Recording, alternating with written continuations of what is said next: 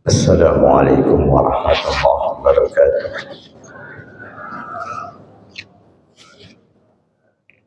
Bismillahirrahmanirrahim.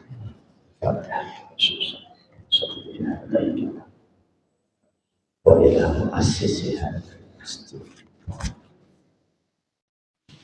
wa ila alladhina qad anfaqu min amwalihim wa li taslihiha الجماعة الذين أتموا يعتمرون لهم الفاتحة. أعوذ بالله من الشيطان الرجيم. بسم الله الرحمن الرحيم. الحمد لله رب العالمين الرحمن الرحيم مالك يوم الدين إياك نعبد وإياك نستعين اهدنا الصراط المستقيم صراط الذين أنعمت عليهم غير المغضوب عليهم ولا الضالين.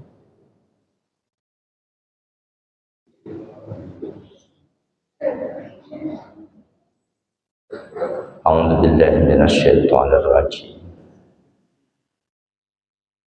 بسم الله الرحمن الرحيم.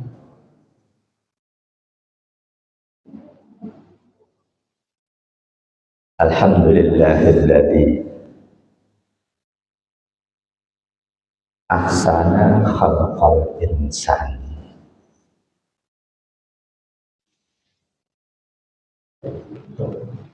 وهداه وألهمه نور الإيمان فزينه به وجمله وعلمه البيان. أشهد أن لا إله إلا الله وأشهد أن سيدنا ونبينا محمدا عبده ورسوله سيد الأنبياء والمرسلين. اللهم صل وسلم على خاتم نبيك سيدنا محمد وعلى آله وأصحابه ومن استقام بشريعته وبسنته وبأسوته إلى يوم الدين. أما بعد، فإن أصدق الحديث كتاب الله تعالى وخير الهدي هدي محمد صلى الله عليه وسلم وشر الأمور محدثاتها وكل محدثة بدعة وكل بدعة ضلالة وكل ضلالة في النار. وبالسند المتصل إلى الإمام المؤلف رحمه الله تعالى وأدام النفع به وبعلومه في الدارين. Hidayatul Hidayah. Kita masih di adabu dukhulil masjid, adab memasuki masjid. Sudah kita ketahui, meskipun sunnah, kita harus upayakan selalu masuk masjid kaki kanan, keluar kaki kiri. Sebelum kita masuk, kita sadar itu bahwa itu tuntunan Rasul. Baca doa sebelum masuk. Ketika kita sudah masuk, banyak saudara kita dahulukan menyalami mereka. Selesai salami mereka satu persatu, insya Allah dengan musyafahah, dengan salaman itu, dosa kita, dosa mereka berguguran. Itu yang dijanjikan oleh Rasulullah. Idza taqal musliman wa yatasafahan saqatat dunubahu.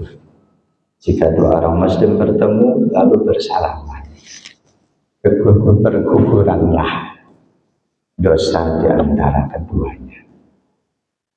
Selanjutnya kita kerjakan sholat. Kalau kita datang belum adzan, selesai sholat, kita berbanyak zikir, baca Quran. Datang adzan kita dengerin sebaik-baiknya, kita jawab. Lalu sholat qabliyah subuh, nunggu qomat. Nah ini yang sedang kita bahas. Imam Ghazali menyarankan ketika kita selesai qabliyah subuh, nunggu qomat, perbanyak zikir termasuk doa. Doa yang diajarkan oleh Imam Ghazali, doa riwayat Imam At-Tirmidzi. Walaupun status hadisnya ada yang menilai dhaif, doa dengan hadis dhaif itu tidak masalah. Jangankan hadis dhaif, doa dengan kalimat susunan sendiri pun tidak masalah. Bahkan meskipun ada doa-doa diajarkan oleh Nabi, terus kita doa dengan kalimat susunan sendiri, itu enggak masalah.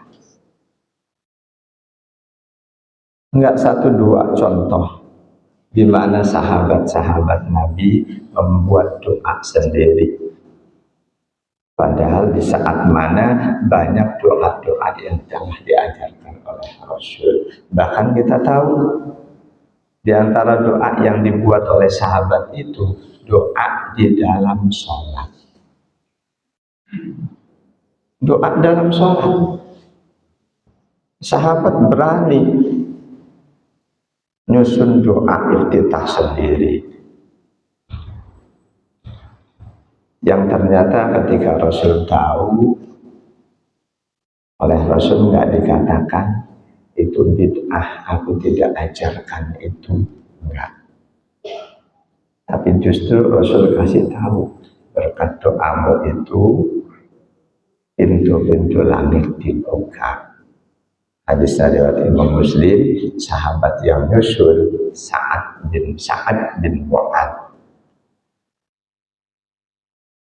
Jadi berdoa jangan menggunakan hadis dhaif. Doa susunan sendiri yang bukan hadis saja boleh, apalagi hadis dhaif. Jamaah dan Allah yang ajma'in. Cukup panjang doanya, Allahumma inni as'aluka rahmatan min indika tahdi biha qalbi, dan selanjutnya termasuk di bagian ada wa as'aluka rahmatan analu biha syarafa karamatika fid dunya wal akhirah. Wa as'aluka rahmatan, aku meminta rahmat kepadamu ya Allah. Aku meminta kasih sayangmu ya Allah. Analu biha syarafa karamatika fid dunya wal akhirah, yang dengan rahmatmu itu aku akan bisa mendapatkan kemuliaanmu di dunia ataupun di akhirat. Di dunia ini bisa jadi seseorang dimuliakan bukan karena Allah. Jadi di dunia ini masih campur aduk antara kebenaran dan kebatilan. Banyak orang-orang yang dari sudut pandang agama semestinya dia hina karena dia tidak bertakwa. Di Al-Quran kita tahu yang paling mulia, yang paling bertakwa. Dia nggak bertakwa tapi kok mulia, dimuliakan oleh masyarakat, itulah di dunia. Masyarakat yang memuliakan mereka yang tidak dimuliakan oleh Allah, masyarakat itu juga nggak salah karena mereka menggunakan nafsu. Tapi di akhirat nanti pasti yang mulia hanya mereka-mereka yang benar. Yang nggak benar nggak bakalan mulia. Aku meminta rahmat-Mu ya Allah, yang dengan rahmat itu aku akan mendapatkan kemuliaan-Mu baik di dunia ataupun di akhirat. Doa dari Allah ya ajma'in. Kemuliaan atau keramat dari Allah tidak akan bisa didapatkan kecuali dengan rahmat Allah. Kalau ada orang maksiat kok dimuliakan, itu kemuliaan yang bukan bersifat rohani atau bukan bersifat ilahi. Boleh jadi itu kemuliaan nafsu, dimuliakan oleh mereka yang memperturutkan nafsu. Jadi kemuliaan ilahi, keramat ilahi nggak akan bisa didapatkan kecuali dengan rahmat Allah. Di antara rahmat Allah, iman, Islam, ihsan, ilmu yang manfaat. Itu bagian dari rahmat Allah. Siapapun yang diberikan keimanan, keislaman atau ketakwaan, diberikan sifat ihsan, diberikan ilmu yang manfaat, ilmu yang nggak cuma di pikirannya, tapi ilmu itu terlihat dari tindak tanduknya sehari-hari, itu tanda dia mendapatkan rahmat Allah. Ketika kita bicara pun selalu kita kendaliin. Walaupun ketika dulu kita kanak-kanak kita terbiasa mengucapkan tutur kata yang gak baik, seiring tumbuh kembangnya kita balik, Allah berikan kita rahmatnya berupa tutur kata yang tidak Islami itu tidak pernah lagi kita ucapkan. Itu bagian dari mereka yang mendapatkan rahmat Allah. Kita tahu ini dilarang oleh Allah dan kita istiqomah meninggalkannya karena Allah, itu tanda kita dapat rahmat Allah. Kita tahu ini perintah Allah, kita istiqomah menjalankannya, tanda kita dapat rahmat Allah. Kita jalankan dengan kesadaran bahwa itu perintah Allah, kita jauhi bahwa itu larangan Allah. Ketika kita meninggalkan sesuatu yang dilarang oleh Allah, hanya takut nanti kita akan jatuh. Jadi pejabat tiba-tiba harus mundur karena jatuh melakukan sesuatu yang dilarang. Kita nggak lakukan itu karena takut jatuh duniawiyah kita. Itu bukan tanda kita dapat rahmat Allah. Meskipun mengerjakan amal soleh, kalau mengerjakannya bukan karena Allah, bukan tanda dia dapat rahmat Allah.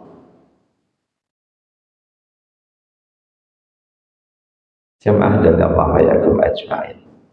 Jadi laksanakan perintah Allah karena itu perintah Allah. Tinggalkan larangan Allah karena itu larangan Allah. Jangan karena takut akan jatuh atau dihina segala macam, jangan.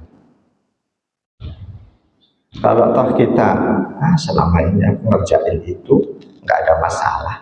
Apapun yang dilarang oleh Allah, kalau toh tidak diberikan balasan saat ini di dunia, pasti di sana akan dibalas.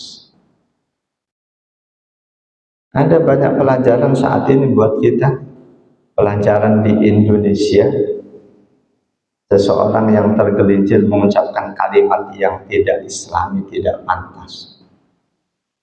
Sebetulnya dianya itu sudah sejak dulu terbiasa mengucapkan kata itu. Sudah terbiasa banget. Siapa nama orangnya? Semoga Bapak Ibu nggak hafal. Keburukan, siapa pelakunya? Jangan dihafal orangnya. Nggak bagus. Kalau kebaikan, hafal namanya, itu bagus. Selama ini dia biasa mengucapkan tutur kata itu, kalimat itu, tapi seolah-olah itu tidak masalah. Padahal itu kalimat yang sangat bermasalah. Momen yang tepat Allah tunjukkan bahwa meskipun sekedar kata, kalau memang kata itu masuk kategori penghinaan, pelecehan, perendahan, hukumnya haram.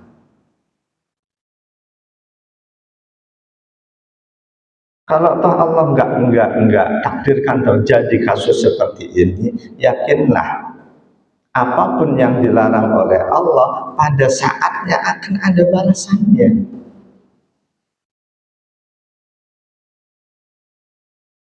Menghina seorang muslim, dosa kecil atau dosa besar.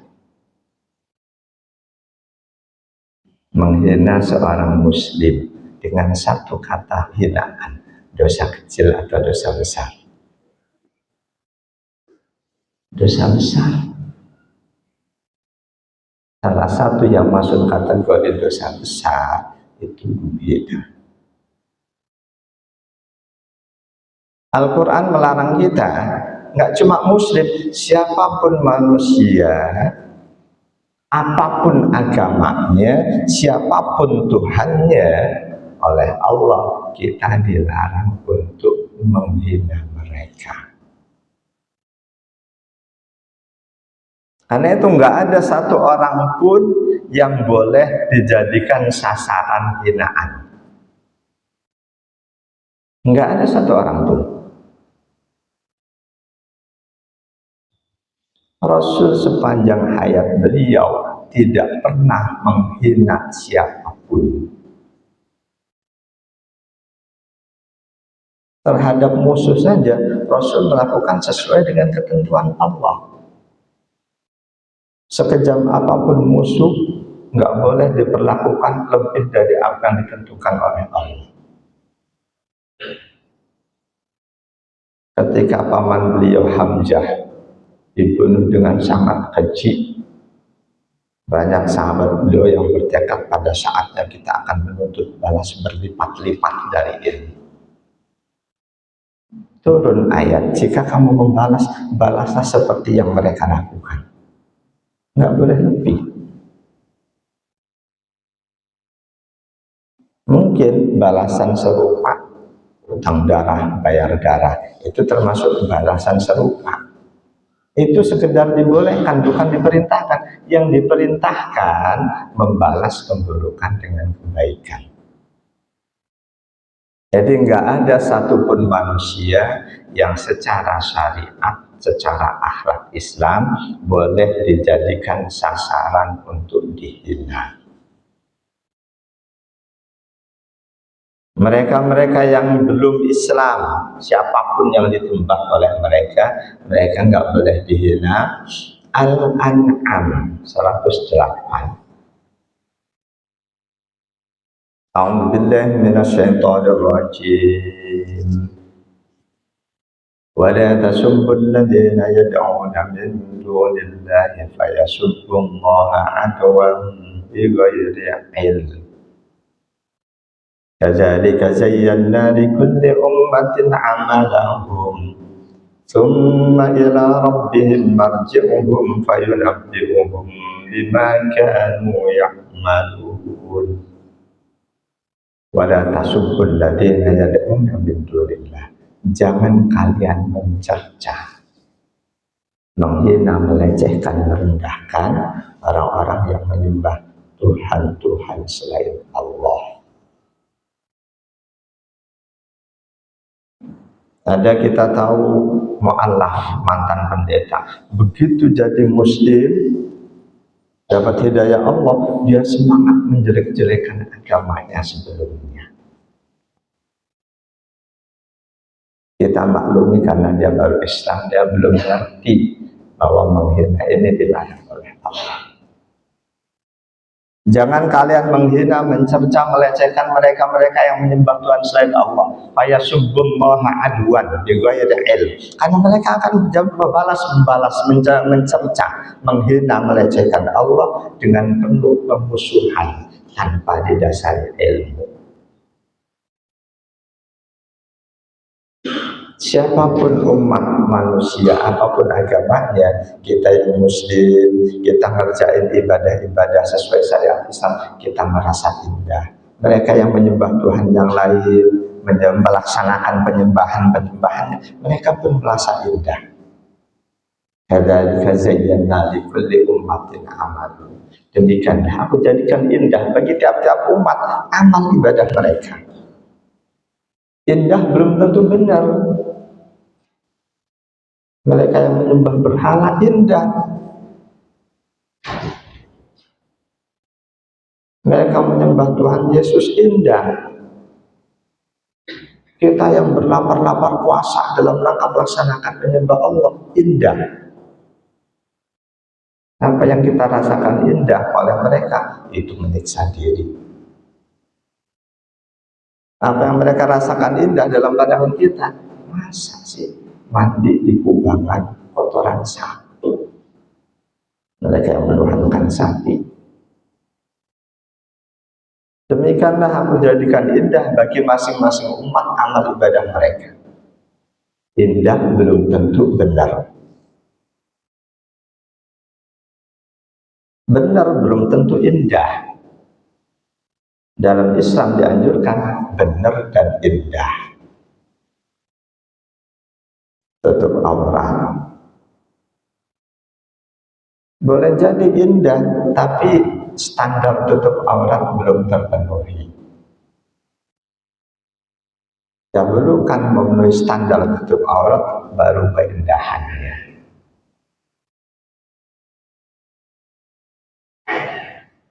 Demikianlah aku jadikan indah bagi masing-masing umat amal perbuatan mereka.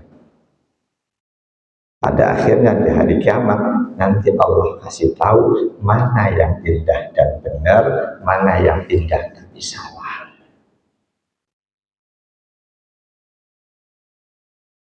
Memang bertutur kata yang baik, tutur kata yang baik ini perintah Allah untuk Yahudi Nasrani sekaligus untuk umat Islam. Jadi ada banyak perintah-perintah Allah buat nabi-nabi terdahulu dan umatnya yang sekaligus buat kita. Satu di antaranya ini perintah untuk bertutur kata yang baik. Ketika kita selalu mengendalikan mulut kita untuk bertutur kata yang baik, kita ingat karena itu perintah Allah, itu perintah Rasulullah, dan itu dicontohkan oleh Rasul, tanda kita mendapatkan rahmat Allah. Bahwa Bani Israel Allah perintahkan untuk bertutur kata yang baik kepada siapapun. Al-Baqarah 83. A'udzu billahi minasy syaithanir rajim. Wa id akhadna mitsaqa bani Israila la ta'buduna illallah wa bil walidayni ihsana وبالوالدين إحسانا وذي القربى واليتامى والمساكين وقولوا للناس حسنا وأقيموا الصلاة وآتوا الزكاة ثم توليتم إلا قليلا منكم وأنتم معرضون. Ingatlah ketika aku ambil sumpah dan janji Bani Israel. Kalian semua Bani Israel jangan menyembah siapapun kecuali Allah. Terhadap kedua orang tua selalulah berbuat baik. Demikian juga kepada kerabat, kepada anak-anak yatim, kepada orang-orang miskin. Wa qulu linnasi husna, dan berkatalah kalian kepada manusia dengan tutur kata yang baik. Jadi siapapun yang mengaku Bani Israel, ini perintah Allah buat mereka. Yakin jika belum dihapus di Taurat, di Injil, perintah ini pun ada di sana. Bahkan Rasulullah Shallallahu Alaihi Wasallam mengaitkan tutur kata yang indah. Rasul kaitkan dengan level keimanan seseorang. Semakin tinggi level keimanan seseorang, tutur katanya, kalimat-kalimat pembicaraannya akan semakin indah. Nah itu kenapa Rasulullah bicaranya sangat memikat, karena keimanan beliau paling tinggi. Walaupun dia mubalik, ketika omongannya, tutur katanya busuk, tanda keimanannya masih jauh. An Abi Hurairah radhiyallahu anhu qala Rasulullah sallallahu alaihi wasallam, man kana yu'minu billahi wal yawmil akhir falyaqul khairan aw liyasmut. Hadis riwayat Imam Bukhari 6018, 4018, Imam Muslim 183, At-Tirmidzi, Ibnu Majah. Dari sahabat Abu Hurairah radhiyallahu anhu, beliau berkata, bersabda Nabi Sallallahu Alaihi Wasallam, barang siapa mengaku beriman pada Allah dan hari akhir, maka berbicaralah yang baik-baik atau diam. Bicara yang baik-baik atau diam. Bahkan riwayat yang lain dari sahabat yang lain, ini sahabat ini menyampaikannya dengan cara yang sedikit dramatis. Sahabat ini berkata, kedua telingaku mendengarkan langsung, kedua mataku menyaksikan langsung ketika Rasulullah menyampaikan sabda, barang siapa mengaku beriman pada Allah. Nah, hadis ini dari sahabat Abi Shuraih Al-Adawi. Kata beliau Abi Shuraih Al-Adawi, sami'an udunaya wa absarat aynaya hina takallama Rasulullah sallallahu alaihi wasallam faqala man kana yu'minu billahi wal yawmil akhir falyaqul khairan aw liyasmut. Hadis ini pun sama dengan yang tadi, bahkan yang ini ada riwayat Imam Ahmad ya, Imam Bukhari-nya 4019, Imam Muslim 4610, Abu Daud, At-Tirmidzi, An-Nasa'i. Ini sahabat ini menyampaikannya seperti itu. Kedua telingaku mendengarkan langsung, mataku menyaksikan langsung ketika Rasul bersabda, barang siapa mengaku beriman pada Allah dan hari akhir, maka bicaralah yang baik-baik atau diam. Syarah hadis yang paling enteng, ini keimanan yang sempurna. Tanda keimanan yang sempurna, tutur katanya, omongannya baik, indah. Dia akan lebih senang diam ketika tidak bisa berbicara indah. Tapi mufassir lain, pensyarah hadis yang lain, nggak dikaitkan dengan kesempurnaan. Pokoknya siapapun yang beriman pada Allah dan hari akhir, ngomong yang baik. Kalau nggak diam. Masih enak, ada yang mensyarah hadis itu, itu buat keimanan yang sempurna. Kalau mutlak, pokoknya siapapun yang beriman pada Allah dan hari akhir, bicara yang baik atau diam. Ketika omongannya busuk, berarti dia nggak iman pada Allah dan hari akhir. Omongan yang baik itu yang bagaimana sih? yang isinya benar sesuai syariat, diksinya, pilihan kosakatanya pun baik. Itu omongan yang baik. Jamaah dan Allah ya kemajuan. Jadi mencaci maki itu bagian dari omongan yang tidak indah. Bagian dari omongan yang tidak indah.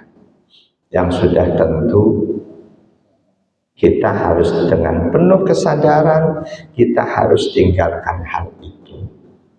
Harus kita tinggalkan. Kalau kita perhatikan anak-anak SD, banyak di antara mereka, kebetulan di rumah saya, Umi ngajar anak-anak SD. Sering di luar ngaji, mereka omongannya kadang ngatain temennya dengan kalimat-kalimat yang tidak islami. Saya yakin tuh nggak cuma di SD tempat saya, di SD yang lain pun seperti itu. Di SD yang lain pun seperti itu, saya yakin itu. Karena itu kita orang tua, kakek neneknya, orang tuanya yang mendengar itu, jangan diem saja, kita wajib memberikan nasihat. Kita bayangkan anak-anak itu terbiasa mengucapkan kalimat-kalimat seperti itu. Andaikan mereka tumbuh dewasa, ada di antaranya yang menjadi mubalik. Dikhawatirkan, sangat dikhawatirkan kebiasaan kecilnya dibawa terus, dia enteng ngatain orang lain dengan itu. Jamaah dan Allah ya kemajuan. Bahwa mencaci maki, mencerca orang lain, mencaci maki, mencerca muslim, itu dosa besar, karena oleh Rasul disebut itu bagian dari kefasikan. Bagian dari kefasikan. Fasik dosa besar. Hadisnya an Abdullah bin Mas'ud radhiyallahu anhu.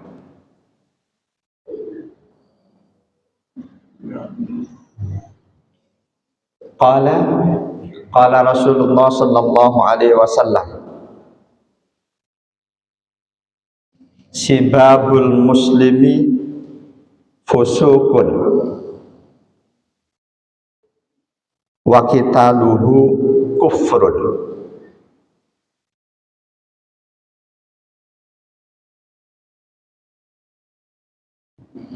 Hadis ini sahih, riwayat Imam Ahmad, Imam Bukhari, 6044. Imam Muslimnya 230, At-Tirmidzi, An-Nasa'i, Ibnu Majah.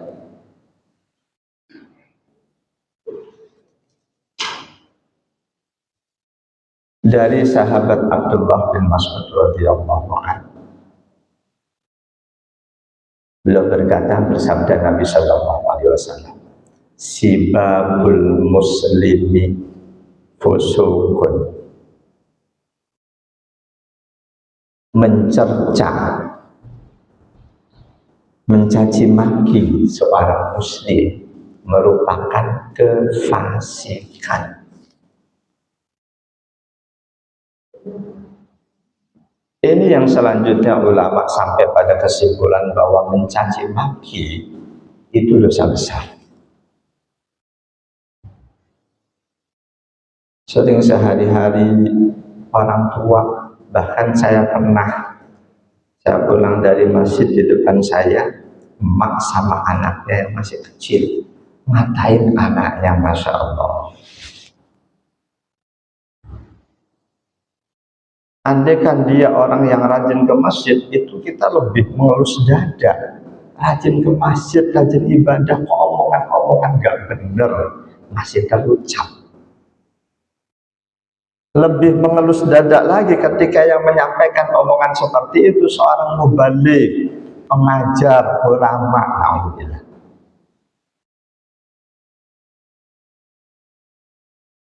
Jadi ketika kita mampu mengendalikan mulut kita, untuk tidak mengucapkan hal-hal yang dilarang oleh Allah. Kita kendalikan bukan karena takut mengalami seperti yang dialami oleh Ustaz kemarin itu, tapi kita sadar karena itu dilarang oleh Allah, dilarang oleh Rasulullah, tanda kita mendapatkan rahmat Allah. Rahmat Allah luas. Apapun yang menjadikan kita menjadi semakin baik, baik dalam agama, baik dalam pandangan Allah, berarti kita mendapatkan rahmat Allah. Terutama rahmat Allah terbesar, iman, Islam, ihsan, ilmu yang manfaat. Terutama iman Islam, itu rahmat Allah nomor satu. Berikutnya baru ilmu. Bukan ilmu dulu, iman Islam dulu. Surah Al-Mujadilah ayat 11. Ini sering disitir oleh para mubalik. A'udzubillahi minasyaitonir rajim. Yarfa'illahu alladhina amanu minkum walladhina utul ilma darajat. Al-ayat. Yarfa'illahu alladhina amanu minkum. Allah akan meninggikan derajat orang-orang yang beriman di antara kalian. Iman dulu. Walladhina utul ilma, dan orang-orang yang dianugerahi ilmu.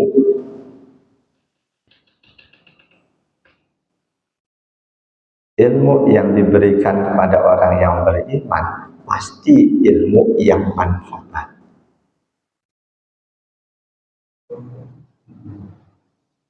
Kalau ada kita dapat ilmu, sekedar ilmu, kita tahu sunnah Nabi ini, sunnah Nabi masuk masjid ini, keluar masjid ini, sunnah Nabi ketemu sesama muslim ini, kita tahu, tapi kita nggak praktek, ilmu kita belum masuk kategori ilmu yang manfaat. Ilmu yang seperti itu justru akan menjadi beban kita. Kita tahu ini perintah Allah, kita sampaikan ke orang lain. Ini larangan Allah, kita sampaikan ke orang lain. Kitanya sendiri nggak jalanin, kitanya sendiri nggak ninggalin. Itu bukan ilmu yang manfaat. Manfaatkan ilmu bukan dengan yang utama, dengan mengajarkan ke orang lain, bukan. Dengan dipraktekkan dalam keseharian kita. Itu manfaat utama. Memanfaatkan ilmu dengan kita praktekkan menjadi ilmu hal, itu fardu ain. Sedangkan manfaat dengan mentabligkannya, menyampaikannya ke orang lain, itu fardu kifayah.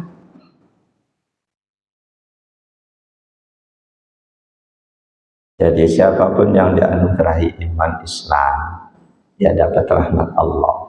Dianugerahi ilmu-ilmu yang manfaat, dia mendapatkan rahmat Allah. Termasuk dianugerahi semangat takwa karena Allah, itu dia mendapatkan rahmat Allah. Siapapun yang mendapatkan rahmat Allah, dia pasti akan mulia. Mulia dalam pandangan Allah pasti. Mulia dalam pandangan manusia itu tidak pasti. Mereka yang dimuliakan oleh Allah belum tentu dimuliakan oleh manusia. Kalau kamu rajin ibadah karena Allah, pasti masyarakat akan memuliakan kamu. Belum tentu. Yang paling mulia dalam pandangan Allah yang paling bertakwa. Dalam pandangan Allah. Contoh yang sudah terjadi, Uwais Al-Qarni. Seorang tabi'in, hidup di masa Rasul tapi tabi'in. Oleh masyarakat beliau tidak dimuliakan, bahkan boleh jadi dihinakan, tapi dalam pandangan Allah beliau sangat dimuliakan. Itu bukan dugaan, tapi karena Rasul yang ngasih tahu. Sampai sahabat-sahabat beliau disuruh oleh beliau, kalau ketemu dia jangan lupa kamu minta doa, karena doanya didengar oleh Allah langsung. Jadi kita beriman, kita bertakwa karena Allah, kita mulia pasti dalam pandangan Allah. Kalau selanjutnya ada orang, aku sudah rajin ibadah, tapi kenapa masyarakat masih menghinakan gue? Itu salah. Jadi mulianya orang yang bertakwa pastinya dalam pandangan Allah. Dalam pandangan manusia itu relatif. Jemaah dan Allah ayyakum ajma'in.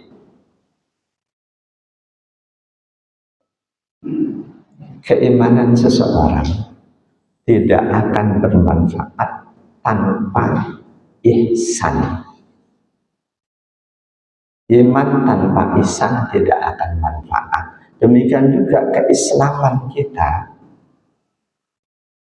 Kita sholat, zakat, puasa, haji, tanpa ihsan itu tidak akan manfaat.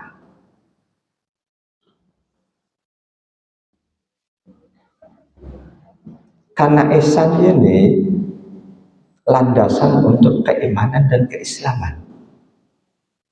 Keimanan kita harus didasari ihsan, keislaman kita pun harus didasari ihsan. Sempurnanya iman ketika nilai ihsan ada dalam dirinya, sempurnanya Islam, ketakwaan seseorang ketika nilai-nilai ihsan ada dalam dirinya.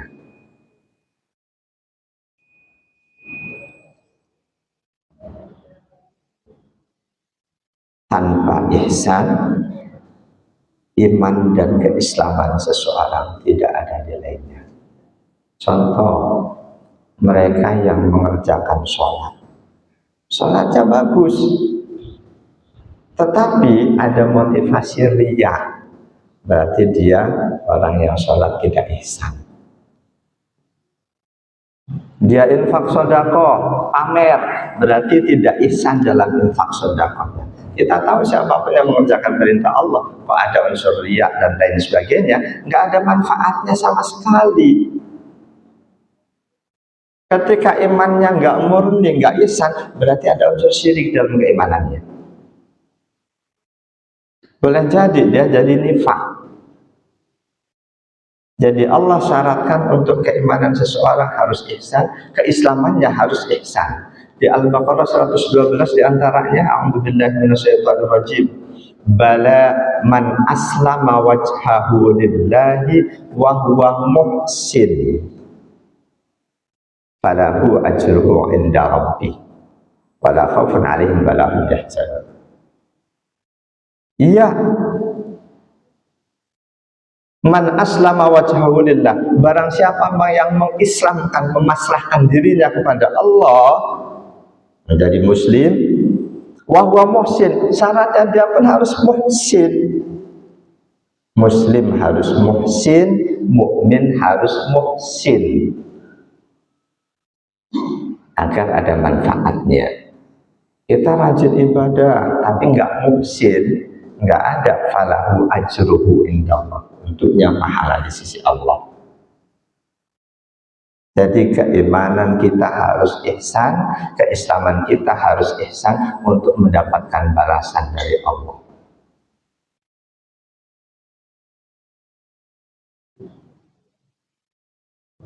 Di ayat yang lain, An-Nisa 125, wa man ahsanu dinan mimman aslama wajhahu lillah wa huwa muhsin. Ini ayat terakhir nih. Orang yang paling baik agamanya adalah orang yang berserah diri sepenuhnya kepada Allah, wa huwa muhsin, dan dia muhsin. Jadi mukmin harus muhsin, muslim harus muhsin. Dia harus muhsin. Masih banyak ayat-ayat yang lain yang mensyaratkan bahwa keimanan ada manfaatnya kalau muhsin, ihsan. Keislaman ada manfaatnya kalau ihsan. Semoga berikan keistiqomahan kita menghadiri majelis ilmu, keistiqomahan kita untuk melaksanakan perintah-perintah Allah. Allah anugerahkan keihsanan untuk keimanan dan keislaman kita. juga untuk istri kita, anak cucu kita, semua keturunan kita. Amin ya rabbal alamin. Silahkan barangkali ya. Ya, bismillahirrahmanirrahim. Assalamualaikum warahmatullahi wabarakatuh. Waalaikumsalam warahmatullahi wabarakatuh. Assalamualaikum Ustadz. Semua kebaikan atau amal ibadah yang kita lakukan akan mendapatkan rahmat Allah. Mohon pencerahannya Pak Ustadz tentang rahmat Allah itu apa? Terima kasih. Ya, rahmat Allah, kasih sayang Allah. Apapun yang Allah takdirkan terjadi pada kita, yang menjadikan kita lebih dekat kepada Allah. Apapun yang Allah takdirkan terjadi pada kita, yang menjadikan kita semakin dekat pada Allah, itu rahmat Allah. Yang kita inginkan, Allah berikan kita kesehatan. Kesehatan kita menjadikan kita semakin dekat pada Allah. Sehat kita itu rahmat Allah. Tapi kalau ternyata begitu kita sehat, pada saat sakit kita rajin diantar anak ke masjid, begitu sehat jogging dari sebelum subuh sampai jam 6. Misal, berarti sehatnya kita bukan rahmat Allah, tapi laknat Allah. Jadi rahmat Allah, apapun yang Allah berikan, apapun yang Allah takdirkan terjadi pada kita, yang menjadikan kita semakin dekat pada Allah, itu rahmat Allah. Allah anugerahi kita ilmu, dengan ilmu kita semakin dekat pada Allah, ilmu kita rahmat Allah. Tapi kalau ilmu itu menjadikan kita semakin jauh dari Allah, berarti ilmu kita itu bukan rahmat Allah. Wallahu a'lam. Pertanyaan selanjutnya, apakah kita berdosa Ustadz bila kita ke rumah saudara kita yang merayakan Natal? Terima kasih.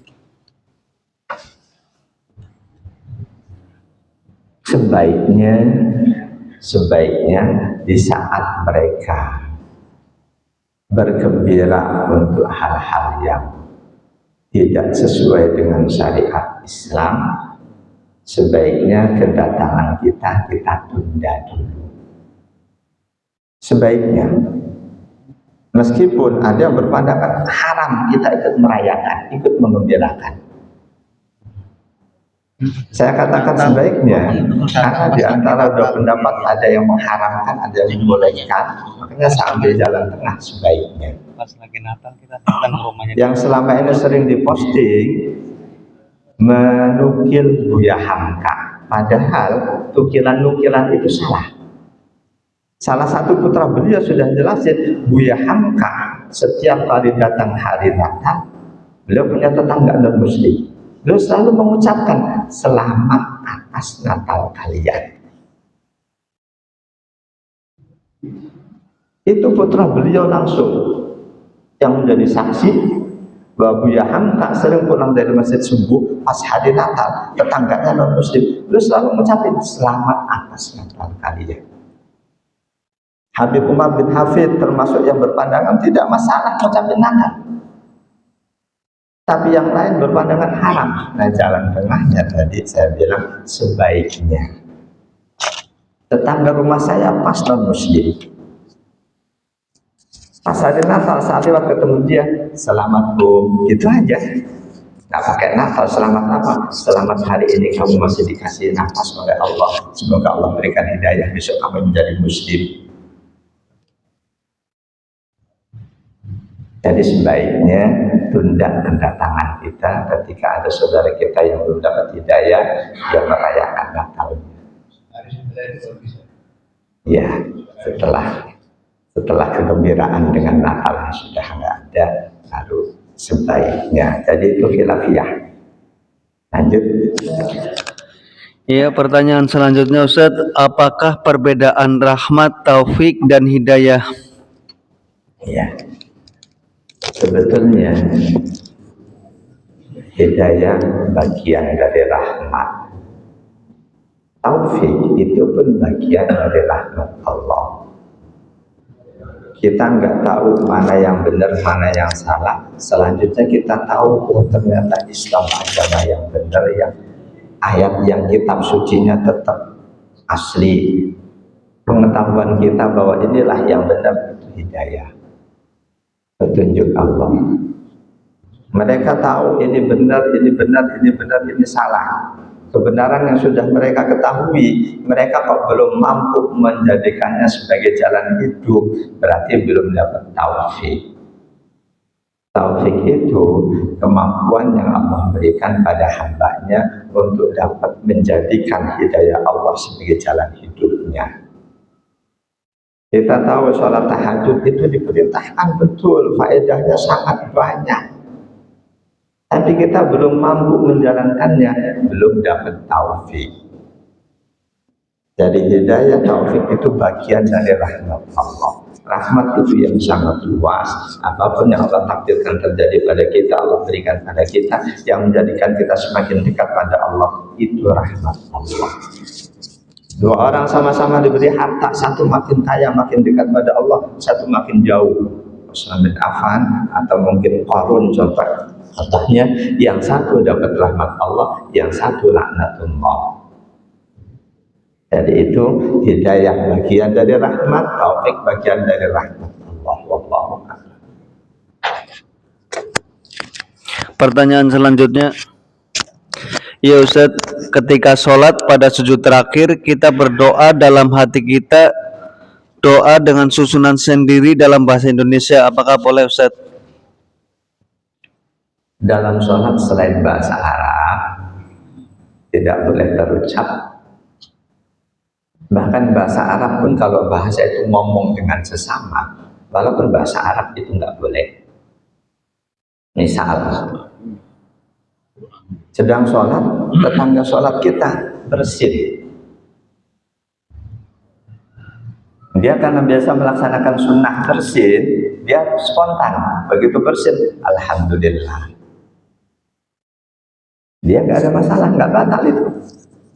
Kita pun biasa melaksanakan sunnah terhadap yang bersin. Sunnah terhadap yang bersin apa? Kita doain. Kok kita spontan ngomong yarhamukallah, bahasa Arab bukan? Kita batal. Dengan yarhamuka berarti kita ngomong sama dia, semoga Allah merahmati kamu. Nggak boleh. Nah itu dalam kajian fikih, boleh kita doakan yang bersin, tapi kitabnya kata gantinya ganti yarhamuhullah, semoga Allah merahmati dia. Kalimat ini kita nggak ngomong sama dia, tapi sama Allah, semoga Allah merahmati dia. Atau misal di sini sedang ada penduduk Palestina, kita doa kunut, doain mereka, tapi semoga Allah memberikan kamu, itu nggak boleh, batal. Allahumma gfir, Allahumma, kita berikan Allah mansur. Ini kita bicara dengan Allah, tidak dengan orang-orang Palestina. Kita doa susunan sendiri, tapi sepenuhnya dalam hati, tidak ada di mulut, bibir kita bergerak, itu boleh, nggak ada masalah.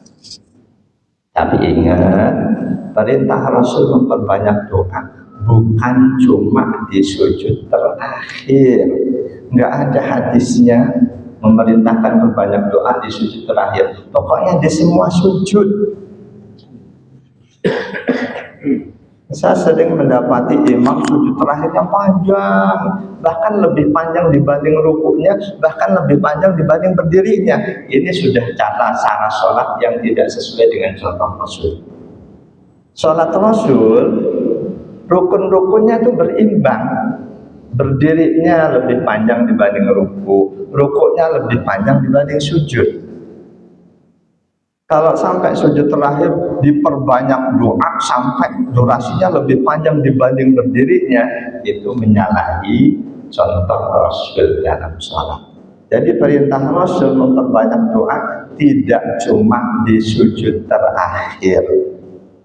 Nggak ada hadisnya. Hadis yang ada Rasul nggak sebut sujud terakhir. Inna aqraba ma yakunul abdu li rabbih wa huwa sajidun. Momen terdekat seorang hamba dengan Allah Tuhannya ketika dia sujud. Nggak disebut terakhir. Fa'aksiru fihi doa. Perbanyak doa di waktu sujud itu. Jadi silahkan memperbanyak doa di dalam sujud. Saya sering sujud saya nggak cuma terakhir, semua sujud saya ganti dengan doa. Karena memang di antara bacaan sujud yang diajarkan Rasul ada bacaan doa. Jadi jangan sampai dengan tujuan memperbanyak doa cuma diambil di sujud terakhir. Jangan. Apalagi kalau selanjutnya sujud terakhir durasi waktunya jadi panjang banget. Itu jangan. Sholat jamaah ada satu makmum yang imam udah dari tadi bangun dari sujud terakhirnya, bahkan udah mau salam dia masih sujud, itu mengganggu keindahan jamaah. Memang ada yang berpandangan sholat jamaah imam sudah dari tadi selesai, makmum ini belum selesai juga. Ada yang berpandangan nggak batal, ada yang berpandangan nggak batal. Tapi yang lain berpandangan ketika imam sudah dari tadi selesai, makmum kok ini belum, bentuk surah jamaahnya sudah batal, sudah nggak ada. Jadi sebaiknya makmum itu mengikuti imam. Imam salam, kedua makmum salam pertama, itu yang terbaik. Wallahu a'lam. Lagi. Ya, pertanyaan selanjutnya Ustadz, ketika saya sedang sholat tahajud, sudah rakaat terakhir mau salam, tiba-tiba adzan berkumandang. Apakah sholatnya saya lanjutkan atau saya hentikan? Terima kasih Ustaz. Jangankan tahajud, sholat wajib pun lanjutkan. Atau sholat sunnah biasalah yang ghairu muakkadah. Kita sedang sholat sunnah. Katakanlah sholat yang ghairu muakkadah, qobliyah asar. Tiba-tiba ada dikumandangkan, teruskan sampai selesai.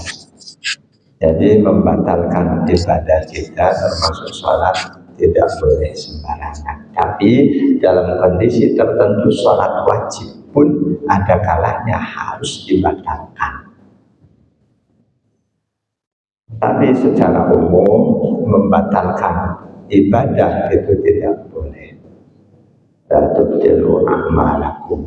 Jangan kalian batalkan amal ibadah kalian. Jadi kita tahajud, rakaat terakhir belum tuntas terdengar adzan, terusin sampai selesai. Begitu salam, jawab adzan tadi. Jawab sisa adzan yang ada. Selesai adzan, jangan lupa panjatkan doa adzan pasca adzan yang diajarkan Rasulullah SAW. Jadi terusin sholat walaupun adzan sudah dikumandangkan, sudah sedang dikumandangkan. Masih ada lagi? Alhamdulillahirabbil alamin. Semoga Allah mantapkan setiap kebenaran yang kita dengar bersemayam dalam hati. Semoga Allah berikan taufiknya untuk kita dapat mengaplikasikan kebenaran yang sudah kita ketahui dalam kehidupan sehari-hari. Amin ya rabbal alamin. Subhanakallahumma wa bihamdika asyhadu an la ilaha illa anta astaghfiruka wa atubu ilaik. A'udzu billahi minasyaitonir rajim. Bismillahirrahmanirrahim. Alhamdulillahirabbil alamin. Allahumma shalli wa sallim ala sayyidina Muhammad wa ala alihi wa sahbihi ajma'in. Allahumma alhimna ilman nafqahu bihi awamiruka wa nawahiyaka warzuqna fahman na'rifu bihi kaifa nunajika ya arhamar rahimin. Ya Allah, anugerahkanlah pada kami ilmu yang dengan ilmu itu kami menjadi tahu mana perintahmu, mana laranganmu. Anugerahkan pula kepada kami pemahaman yang benar. Dengan pemahaman yang benar itu kami dapat melaksanakan semua perintahmu dengan sebenar-benarnya.